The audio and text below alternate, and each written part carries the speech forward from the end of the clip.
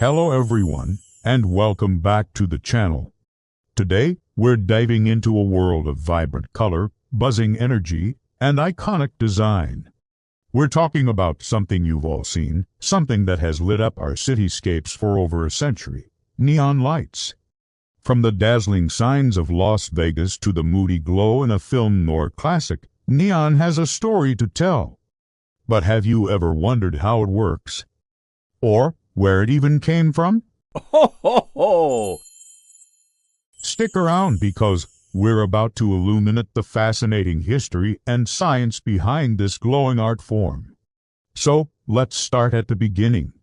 The story of neon isn't just about light, it's about scientific discovery. In the late 1890s, two British chemists, William Ramsay and Mars Travers, were experimenting with liquefied air. They were on a quest to discover new elements. One by one, they isolated argon, krypton, and xenon. Ho, ho, ho! But there was one more gas left, one that gave off a brilliant, fiery red-orange glow when an electric current passed through it. They named it neon from the Greek word neos, meaning new. They had no idea they had just discovered the soul of the 20th century city. The person who saw its commercial potential was a French engineer and inventor named Georges Claude. In 1910, at the Paris Motor Show, he unveiled the world's first neon sign. Ho, ho, ho! Imagine the scene: a world lit mostly by the soft, yellow glow of incandescent bulbs, suddenly confronted with these 2 40-foot-long tubes of blazing red light. It must have been astonishing. Claude had perfected the process of trapping neon gas in a sealed glass tube and zapping it with a high-voltage current. The electricity excites the neon atoms, causing them to release energy in the form of that signature, brilliant light. He patented his invention, and the age of neon officially began. Ho, ho, ho! Soon, Claude's invention crossed the Atlantic. In 1923, he sold the signs to a Packard car dealership in Los Angeles. The signs, which simply read Packard, were so bright and mesmerizing that they reportedly stopped traffic. The dealership's sales quadrupled. Suddenly, every business wanted a piece of that glowing magic. The liquid fire, as it was called, was the ultimate advertising tool. It was modern, it was eye-catching, and it screamed success. This was the start of neon's golden age. Ho, ho, ho! Throughout the 1930s, 40s, and 50s, neon signs exploded across America and the world. They transformed places like Times Square and the Las Vegas Strip into luminous wonderlands. But here's a fun fact: not all neon signs are actually neon. Remember how pure neon gas glows red? To get different colors, sign makers use other noble gases or combinations. Argon, for example, produces a pale blue or lavender light. If you put argon in a yellow-tinted tube, you get a vibrant green. Ho, ho, ho! By mixing gases and using different colored phosphorescent coatings on the inside of the glass tubes, artisans could create a whole rainbow of colors. That's how they achieved the dazzling blues, pinks, and greens we associate with classic neon art. The process of making a neon sign is a true craft, a delicate dance of fire and glass. It starts with a long, straight piece of glass tubing. Ho, ho, ho! A master glass bender, or tube bender, heats the glass over a ribbon burner, a specialized torch that creates a wide, even flame.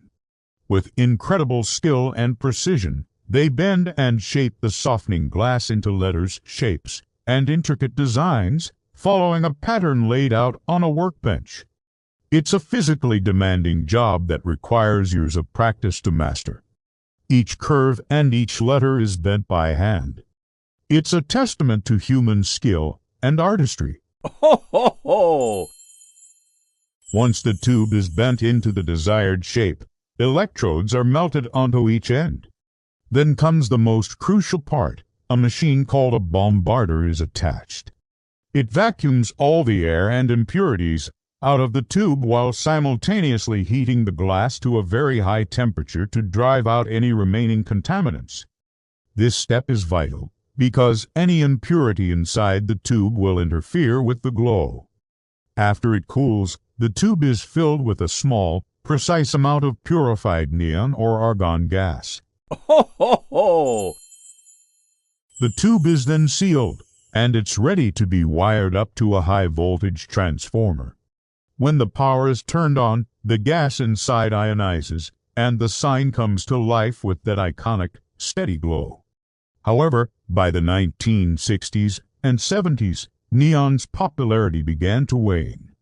Cheaper, mass-produced plastic signs and the development of fluorescent lighting started to take over. Neon signs were expensive to make and required specialized maintenance. Ho, ho, ho! They started to be seen as old-fashioned, sometimes even seedy, associated with run-down motels and dive bars. Cities began tearing down the beautiful, handcrafted signs of the past, replacing them with backlit plastic boxes. It seemed like the vibrant glow of neon was fading for good. An entire generation of skilled tube benders found themselves without work, and the craft was on the verge of disappearing. But you can't keep a good light down. In the late 70s and 80s, something wonderful happened. Ho, ho, ho! Artists began to rediscover neon, not just as a tool for advertising, but as a medium for artistic expression. They were captivated by its pure, intense color and its ability to draw lines of light in space. Artists like Dan Flavin and Bruce Nauman brought neon into art galleries and museums, using it to create stunning sculptures and immersive installations. This artistic renaissance gave neon a second life. It was no longer just a sign, it was art. This renewed interest has continued to grow. Ho, ho, ho! Today, we're in the midst of another neon revival. From trendy cafes and boutique hotels to home decor, neon is back and more popular than ever. You see it all over social media, adding a cool, retro vibe to photos and spaces. But there's a new player in town, LED neon. These are flexible LED strips housed in silicone tubing, designed to mimic the look of traditional neon. They're cheaper, more durable, use less energy, and are easier to produce. Ho, ho, ho! For many applications, they're a practical and effective alternative. So, does this mean the end for traditional glass neon? I don't think so. While LED neon is great, it can't quite replicate the unique, warm, 360-degree glow of a real glass tube filled with noble gas. There's a certain magic, a certain soul, to a handcrafted neon sign that a machine-made LED strip just can't capture. The slight hum, the way the light reflects, the knowledge that it was bent by hand, it's an experience. Ho, ho, ho! Today, traditional neon is cherished as a heritage craft. There are museums dedicated to preserving old signs, like the fantastic Neon Museum in Las Vegas, where retired signs go to shine one last time. A new generation of tube benders is learning the craft, keeping this beautiful art form alive for the future. Neon light is more than just a way to illuminate a word. It's a symbol of modernity, a beacon of commerce, a medium for artists, and a piece of our collective cultural history. Ho, ho, ho! It has shaped the look and feel of our cities for a century, and its story is a fascinating blend of science, art, and innovation. The next time you see a neon sign, whether it's a vintage classic or a modern art piece, take a moment to appreciate the journey of that light from a laboratory in London to a workshop in Paris, to the glowing sign in front of you. Thank you so much for joining me on this luminous journey today. What's your favorite neon sign? Let me know in the comments below. Ho, ho, ho! And if you enjoyed this video, and want to learn more about the hidden stories behind everyday things, don't forget to hit that like button and subscribe to the channel. It really helps us out. Thanks for watching, and I'll see you in the next one. Ho, ho, ho!